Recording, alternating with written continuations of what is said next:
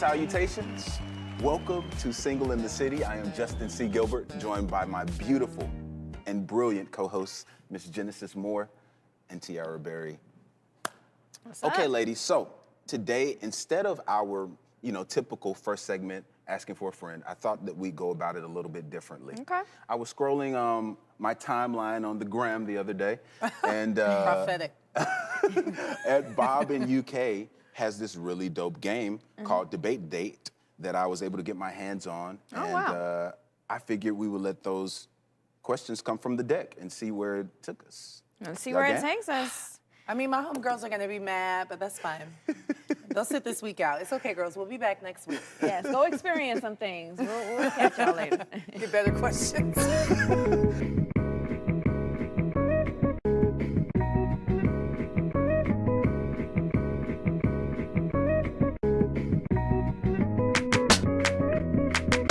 Here we go. Question one. Uh-huh. Whoa, Bob. Okay.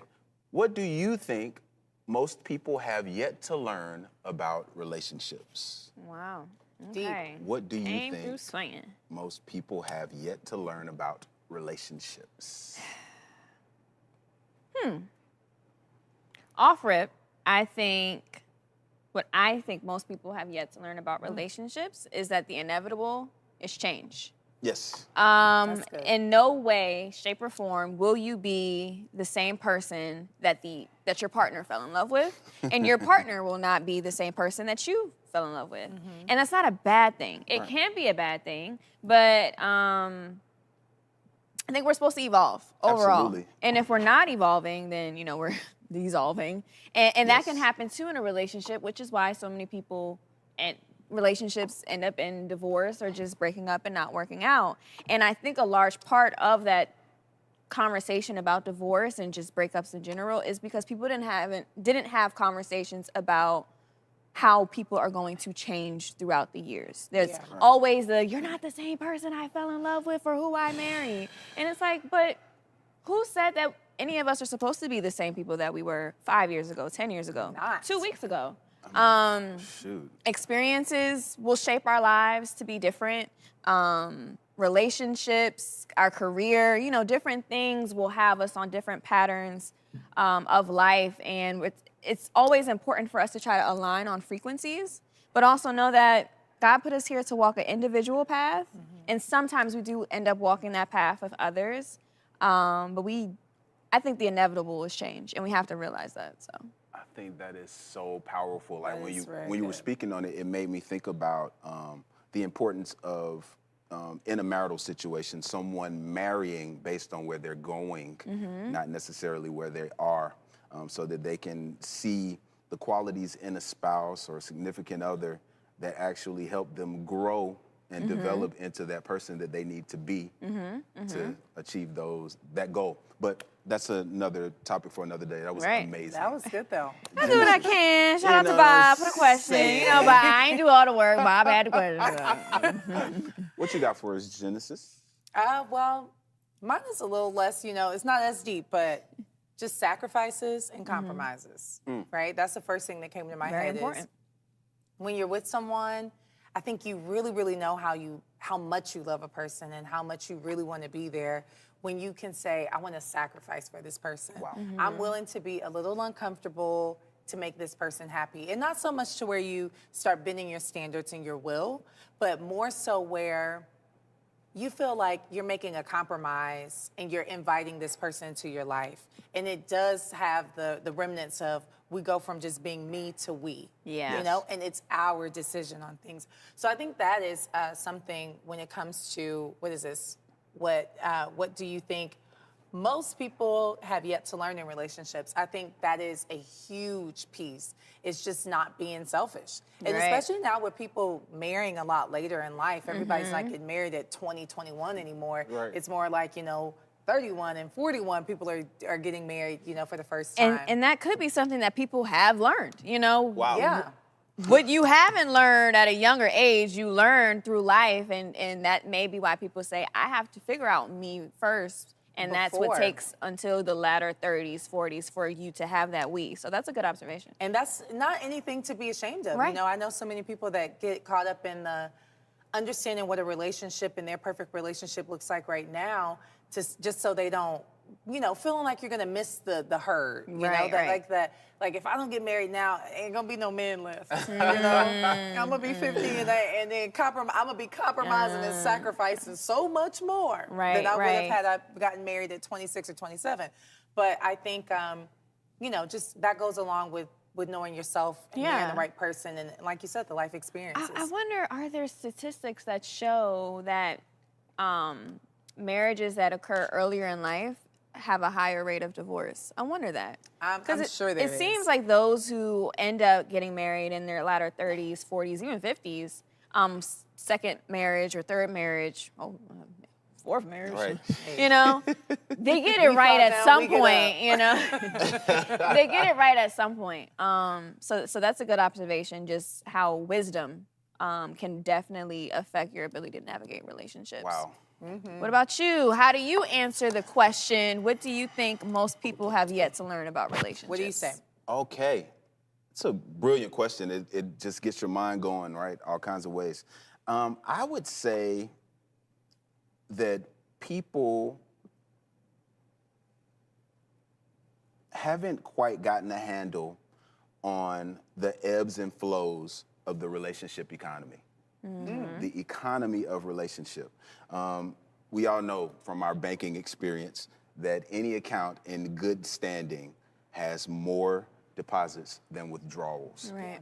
So I think it's important for folks involved in relationships, for each partner to understand when they're making withdrawals from the relationship and deposits, and making sure that they don't make more withdrawals than deposits so that the relationship Right. won't become insufficient. That's a good That's point, especially when you think about how relationships become toxic. Right. Right. It's them overdraft fees. You are overdrafting this relationship bank account. You doing too much. You taking too much, and you ain't putting enough in. That was perfect. It's an Perfect overdraft. way. or you know, somebody else is putting more in, and taking more out, and even though it might not seem like there might not even be an overdraft fee for the relationship so much, but it's uneven. Right. You know, Right. like where somebody, like, you know, I could be giving 80%, you're giving 20%. But then at the end of the day, somebody still feels cheated in that relationship, you know, and somebody walks away not feeling like themselves. And I would even add to that, you know, how you love a person, you know, how you put those deposits into a person. And even going further to say knowing when to do it for your significant other, right?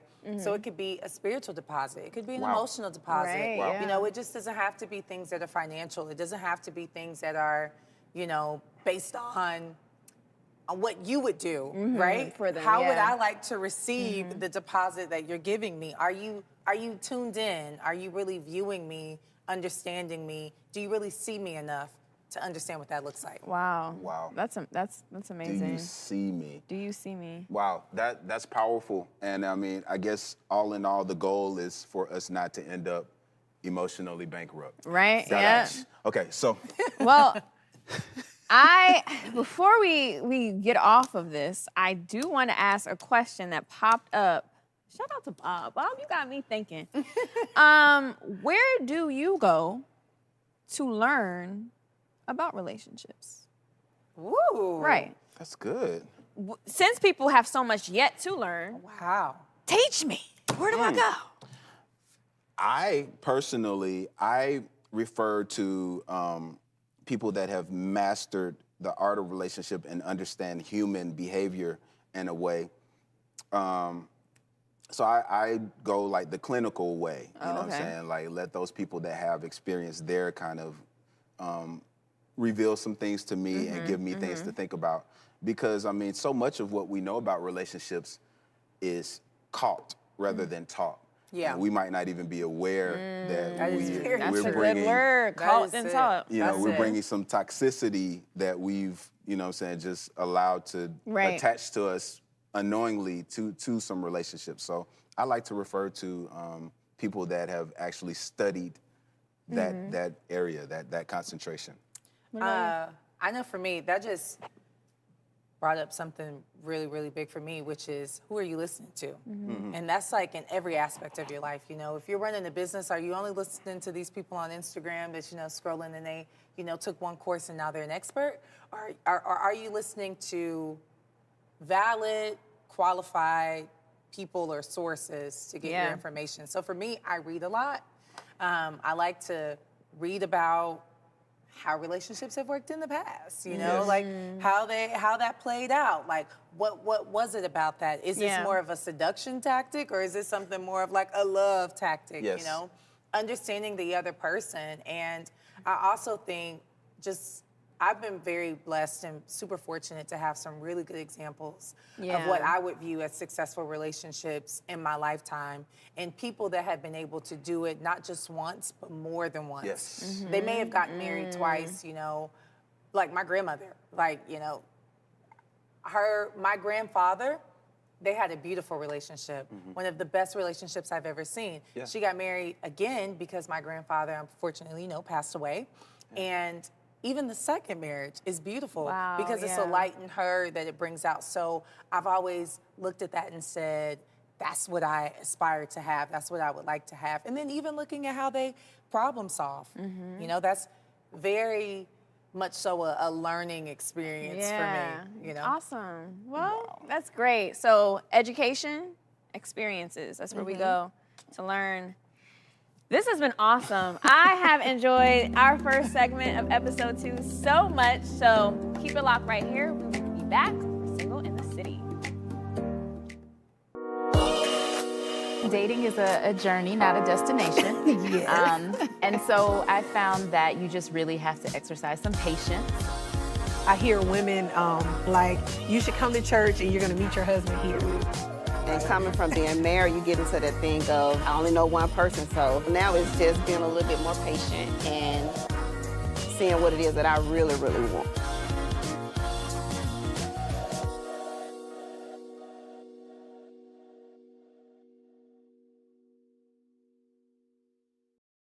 Part-time job, full-time hustle, all-time Shiro to all of us. You nurture, we listen. You teach, we thrive. You lift our spirits, but we've got to lay down the truth. It's time for you, our Shiro, to stretch for the stars. A free online chat can give you the personalized tips you need to start boosting your retirement savings today. Start saving more for retirement so you can feel prepared and live your life to the fullest. Visit aceyourretirement.org.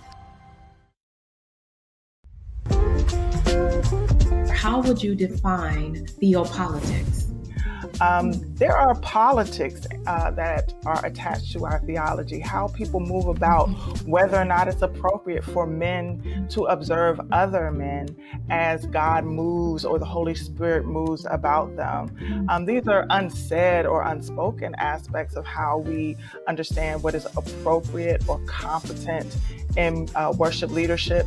But they are at work nevertheless. And so that person who is demonstrative, who is animated, who causes us to touch and encounter God, and their ability to do so also makes us think about who they are connected to and what their identity is beyond the worship leader.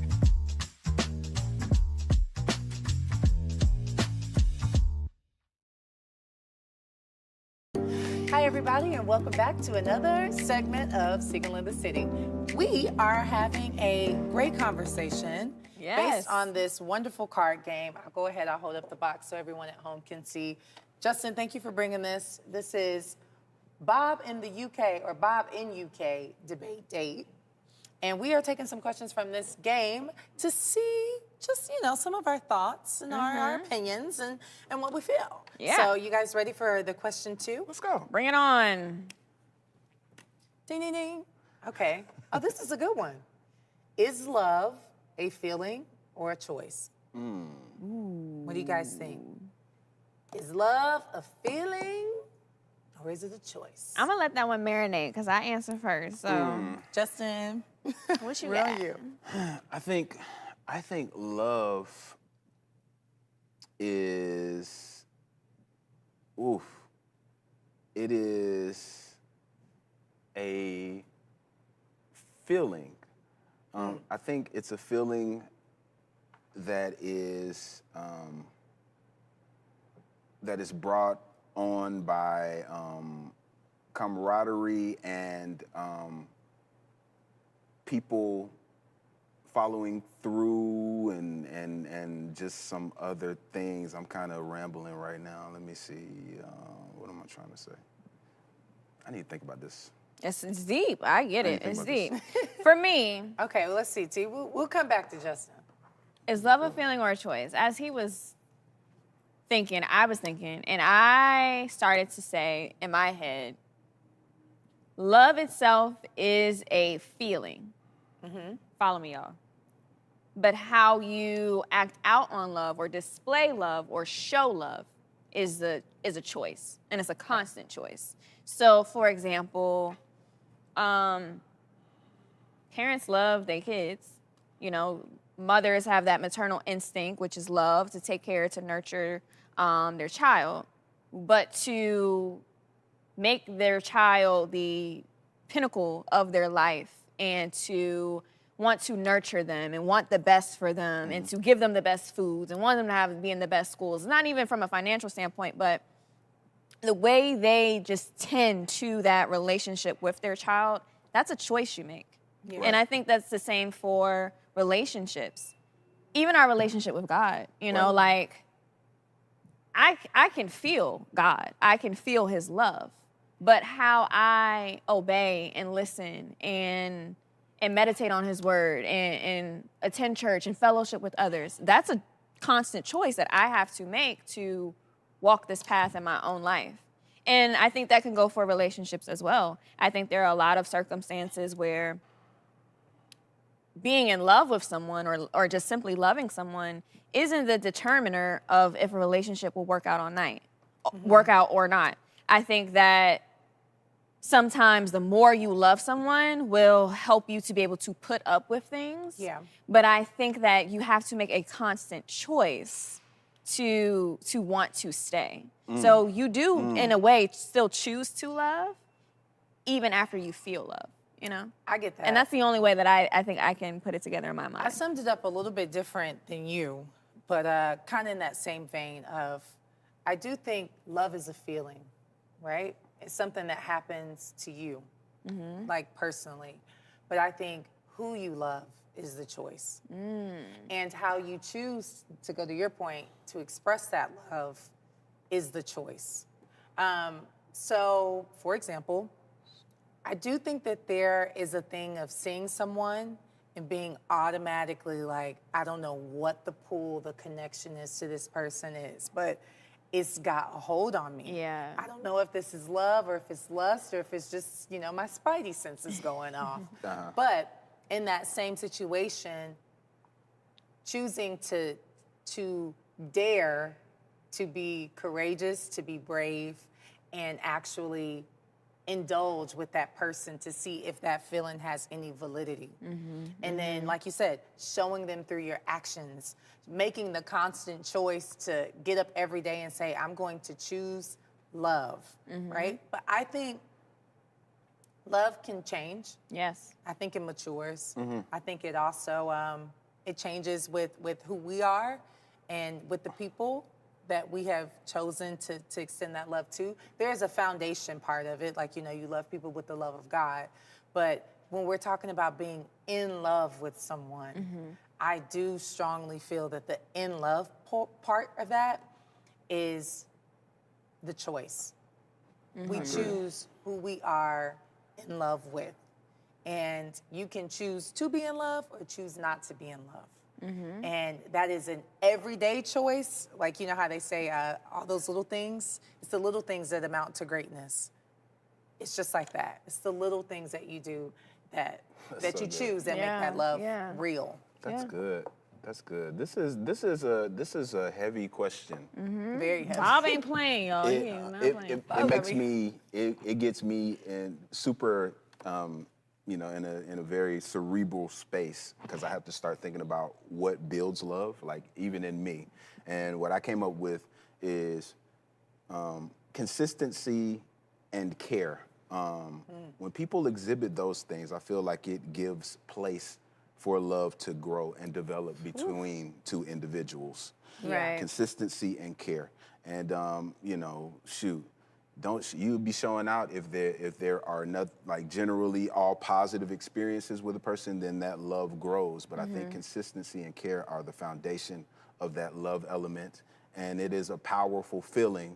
But I think those things kind of take us to that place where we are open to the feeling. I totally agree with what both of you ladies said in terms of being in love being the choice, choosing to be in love, and how we show that being the choice. But that's what I got. Good grief, Bob. Bob ain't playing. And I think it's important for us to understand, because I think it goes back to conversations about love languages and what you're willing to do for love, because if you only feel that you love me, okay, I hear you. I love you too. I know you love me, but what are the choices that you are going to make because you love me? Yeah. All right. That's the bigger conversation I think we have to have with our partners and people around us, because I think some people use the I love you as an escape. Wow.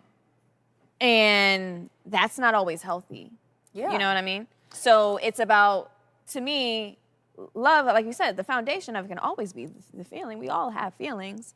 But I think the choices that you make out of love are what keep people glued together. Absolutely. Love is a verb.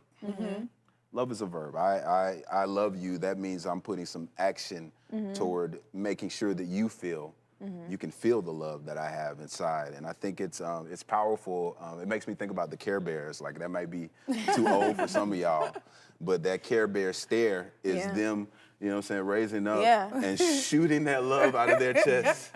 And you know what I'm saying? Like, it's taking what's inside of them and showing it to the people outside of them. So that Care Bear stare is powerful, and the people that I love, I'm on my Care Bear stare with them. You know what I'm saying? Yeah. As often as possible. And I think also one thing that we can also talk about with this is expectations when it comes to love. And sometimes just because people, like, disappointment comes from expectations. That's right. Right? Yes. So if you have really high expectations for a person and they constantly or consistently don't meet them, that can make you feel like they don't love you. That's right.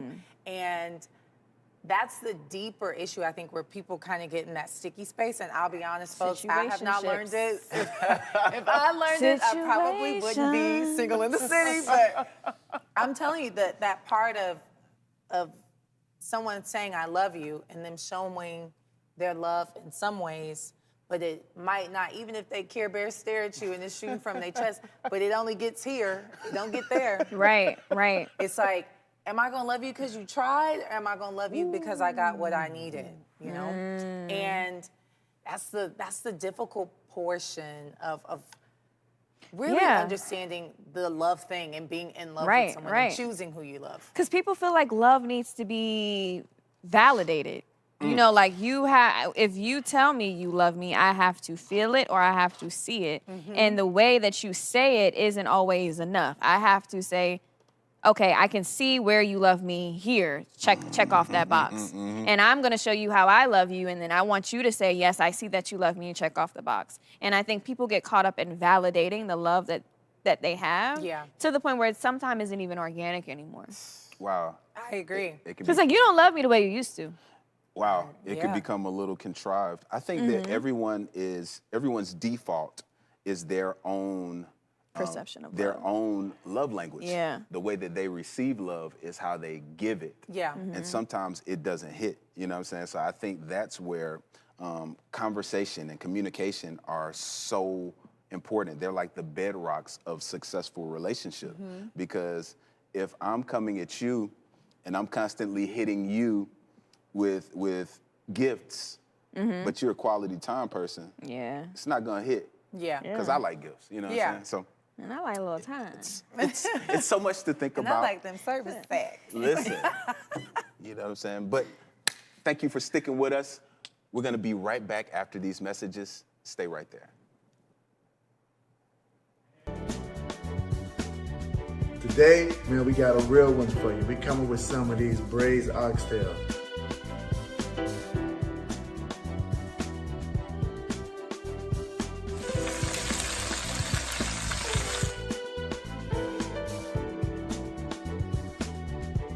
Nice and tender.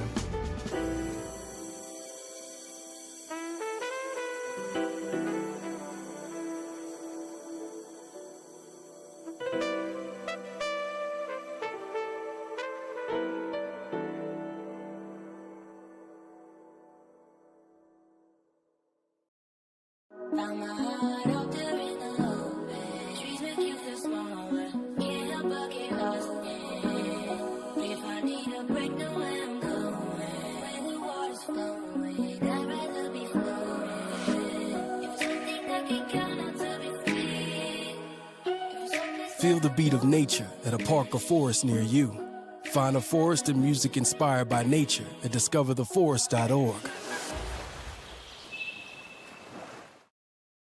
Dating is a journey, not a destination. And so I found that you just really have to exercise some patience. I hear women like, you should come to church and you're gonna meet your husband here.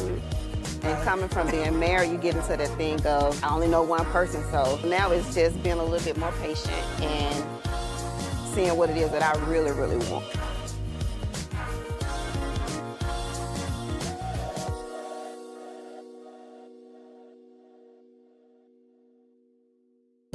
What's up, guys? We are still hanging out, still single in the city.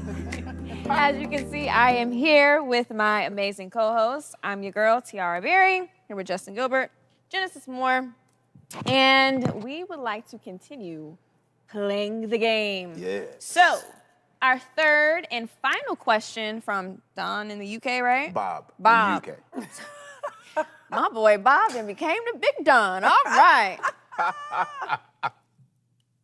Bob's question. What is your perception of the big G-O-D, God himself? That's loaded.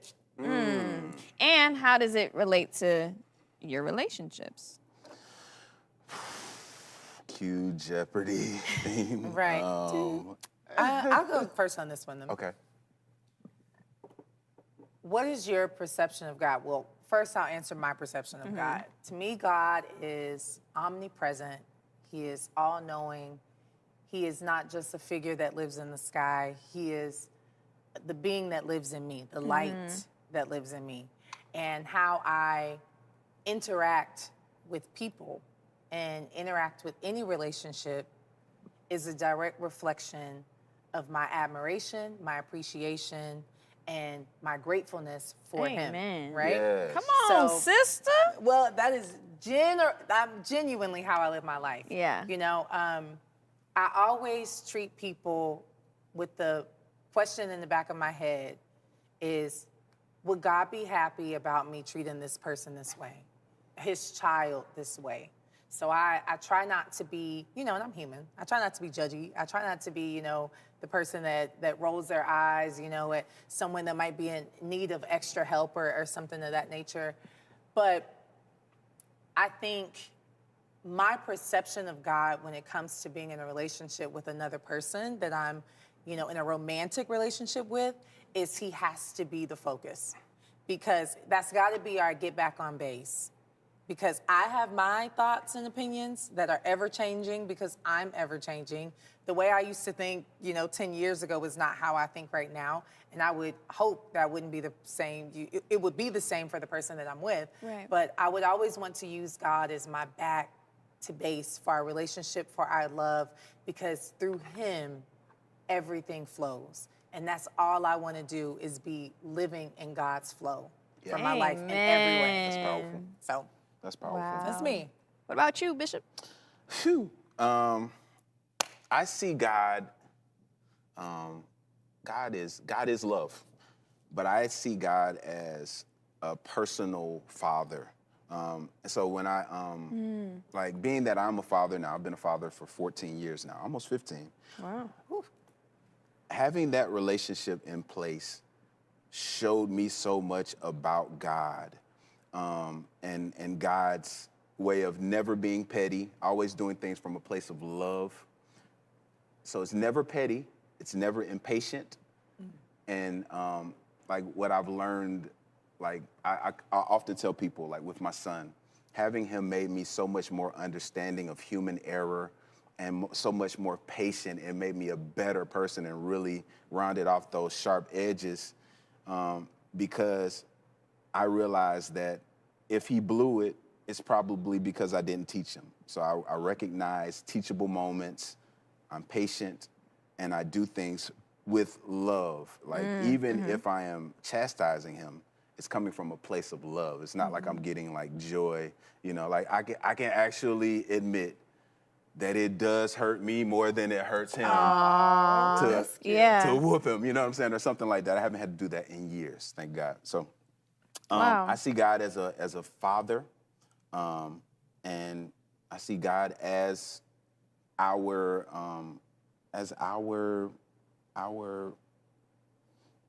example That's it. of how to love and what love is. Wow, that's another awesome response. I think when I think about my perception of God, as I get older, it has changed a bit. Yeah. I think for a long time, I just saw him as a father, you know, and that's great. But I think as I navigate life as an adult, I see him more as my best friend. Yeah. You know, kind of how like now that I'm older, my mom was my mom, and now my mom is like my girl, you know? Yeah. So I think the beautiful aspect of that is God is so front and center and there with us. And sometimes that's not easily taught growing up because we revere him so much, you know, Right. like you just want to make him so happy and you want to be Yeah. so proud that sometimes you're not even, you're extremely hard on yourself and you kind of can hide from God. Right. And then once you get to a point in your life where you realize that there's nothing more that God wants than for you to be as close to him as possible Yes. in your mountaintops and in your valleys. Yes. Yeah. And I think now my perception, being that he is that crutch, being that he is the driver and I'm in the passenger Yeah. seat, but we're still up in the front. He's Yeah. not backseat of my life, and I don't have to sit backseat and just, what is God gonna be mad about me today if I, you know, it's not that for me anymore. It's a lot of, this is my best friend that I can go to about anything. That's right. And the same God that he was for Adam and Eve Yeah. is the same God that he was for David, is the same God that he was for Mary, is the same God that he was for Jesus, is the same God that he is for me, Yes. you know? And it's generations and things have changed and societies have changed, but he's still the ever-present God. Yes. Yeah. And he can still touch us in ways across the globe, across the galaxies. He can make things happen for us. And the fact that he cares enough to consider me every day and give me breath and give me life makes me want to be a better person, not for myself and my relationship with him, but for others. Because it's like I'm living, breathing, walking with purpose, and I thank God for that. So how can I impact and be there for other people? Yeah. You know? Yeah. I often look at it, and I think that was so eloquently put, because you can always tell a person that has God in the forefront of their decisions, in the forefront of their heart, in the forefront of their life. I agree. Because it flows in a way where they see God in everything. That's right. In every situation and that's really hard, and especially when we're talking about dating. Sometimes, like we were saying before, those expectations of what we think a perfect relationship is, you know, and they're not going to be met by Right, this right. person that comes into your life. So there are going to be times that you are disappointed. But to have that spirit and understanding of God is always in control. There's a silver lining, you know, and the silver lining is that growth. Because, you know, when we talk about what we're here to do as people, we're here to learn. Yeah. We're here to learn Yeah. what it is to be in you know, in this amazing space. You know, look at our lives. We're in an amazing space in our life. The place that you are now is not where you were, you know, 5-10 years ago. Right. But to be able to walk with that light inside of you, I think it helps you discern people.